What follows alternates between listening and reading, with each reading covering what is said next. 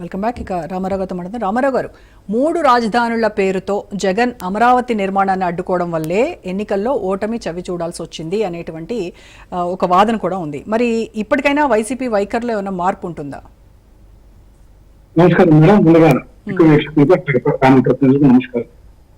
ఇక్కడ కేవలం ఒక అంశం కాదండి, వైఎస్ఆర్సీపీ ఓటమికి అమరావతి రాజధాని అంశం కానీ లేకపోతే 3 రాజధానులు అంటే కారణం కాదనేది స్పష్టం. ఎందుకంటే అదే రాజధాని ప్రాంతంలో 2019 ఎన్నికల్లో వైఎస్ఆర్సీపీ విజయదుందు మోగించింది కదండి. దీనికి ఓటమి గెలుపులకు ఈ యొక్క అంశాలకు వీటికి సంబంధం లేదండి. కానీ అప్పుడు మీరు చెప్పింది అమరావతి రాజధానిగా ఉంటుంది అని కదా.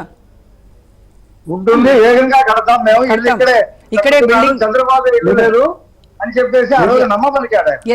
చెప్పండి రామారావు గారు. అమరావతి గురించి ఎక్కడా కూడా వైసీపీ వ్యతిరేకంగా ఎప్పుడు మాట్లాడలేదండి. అప్పటికైనా ఇప్పటికైనా నేనేమంటున్నానంటే, శివరామకృష్ణ కమిటీ ఒక సిఫార్సు చేసిందండి. కేంద్ర ప్రభుత్వం చేసినటువంటి సిఫార్సులు మనం చూసాం. మొన్న కూడా విజయవాడ వరద ప్రాంతము ఎట్లయితే వరదలు వచ్చి చంద్రబాబు నాయుడు గారు కూడా అక్కడ కన్ఫ్యూజ్ అయ్యారు.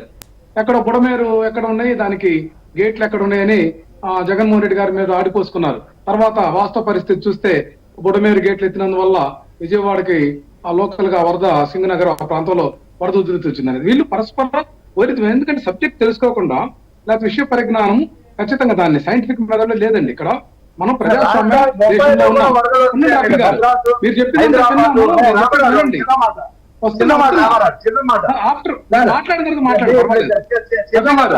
అదే మెథడ్ వచ్చింది ఏంటంటే, మీరు ప్రజల్లో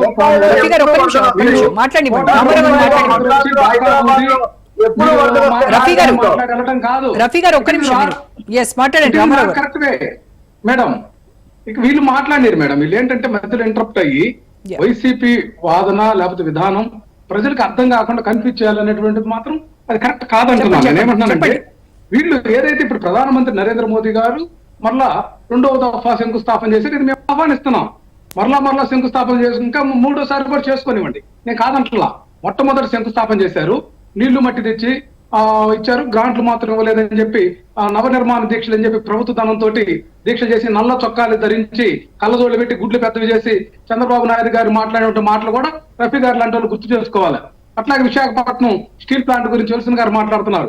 విశాఖపట్నం స్టీల్ ప్లాంట్ ప్రైవేటీకరణ చేయాలని ప్రతిపాదన బీజేపీ చేస్తే అడ్డుకున్నది ఎవరండి?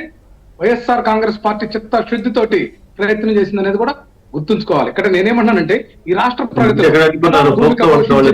అంశాలు చూసుకోవాలి. ఎందుకంటే 2.5 సంవత్సరాలు కరోనా మహమ్మారి ప్రపంచాన్ని మొత్తాన్ని కూడా కూలదోస్తున్నటువంటి పరిణామ క్రమంలో జగన్మోహన్ రెడ్డి గారి రాష్ట్ర ప్రజలకు అండగా నిలిచి 2.5 సంవత్సరాల కాలంలో కూడా ప్రగతి బాట ఆంధ్రప్రదేశ్ ని ప్రగతి బాట పట్టించినటువంటి మాట వాస్తవం కాదా? ఈ రోజు 17 మెడికల్ కాలేజీలు, 4 పోర్టులు, 10 ఫిషింగ్ హార్బర్లు, 6 ఫిష్ ల్యాండ్ సెంటర్లు తీసుకొచ్చి ఈ తీర ప్రాంతం ఏదైతే ఉందో దాన్ని ఆర్థిక వనరుగా మార్చడానికి సంపద సృష్టి అర్థం చేసుకోవాలి. నేనేమంటున్నానంటే, ఈ యొక్క ప్రభుత్వం ఏదైతే డబుల్ ఇంజిన్ సర్కార్ అంటున్నారో, బీహార్ కు కేంద్ర ప్రభుత్వం ప్రకటించినటువంటి దాంట్లో కనీసం 10% నిధులు కూడా తీసుకురాలి. వీళ్ళు మాటలు చేస్తాం ఉంటారు. మేము చేసింది ఏంటి అని అడుగుతున్నాం. ఇక్కడ మీరు చేసింది ఏంటయ్యా అని అడుగుతున్నాం. మీరు చేసింది చెప్పండి ప్రజలకు. అంతేకాని ఇక్కడ నేనేమంటున్నానంటే, వీళ్ళ ఆకాంక్ష ఏంటంటే ఈ యొక్క అమరావతిని చట్ట పరిధిలోకి తీసుకురావాలి. ఇప్పుడు 33,000 ఎకరాలు సేకరించాము.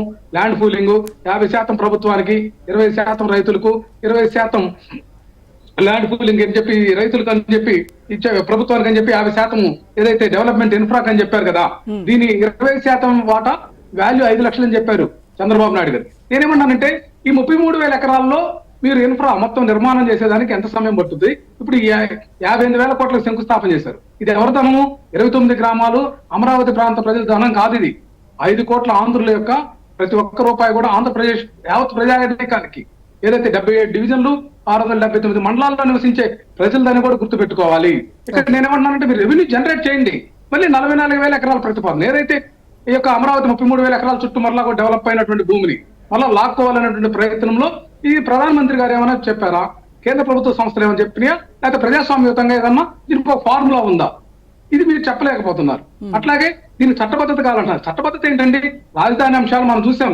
రకంగా మన ఆంధ్రప్రదేశ్ రాష్ట్ర విభజన సమయంలో కూడా కర్నూలు రాజధానిగా పెట్టుకున్నారు. ఇక్కడ కాదు అని చెప్పి హైదరాబాద్ మనకి మంచిగా ఉంటుంది, అది అందరూ కూడా ఉపయోగకరంగా అందుబాటుగా ఉంటుంది, అక్కడ పరిస్థితులు బాగుంటాయని చెప్పి అక్కడ మారాం. ఇదంతా కూడా ఆయా రాష్ట్ర ప్రభుత్వాల ఆకాంక్షలు, ప్రజల ఆకాంక్షలు, ప్రభుత్వాల ఆకాంక్షల మేరకు మన ప్రజాస్వామ్య దేశంలో పార్లమెంటరీ వేదికగా అమెండ్మెంట్ చేసుకునేటటువంటి విధానం ఉందనేది వీళ్ళు గుర్తెరగకుండా వీళ్ళు ఈ 2014 ప్రాంతంలో సన్ రైజ్ కంట్రీ అని ప్రకటించారు. దీని ఒక దేశంగా భావించి ఇతర దేశాల్లో మాట్లాడి చంద్రబాబు నాయుడు గారు రాజు కాదు, లోకేష్ బాబు గారు యువరాజు కాదు అనేది కూడా ఈ యొక్క రవి గారు రామారావు గారు మీతో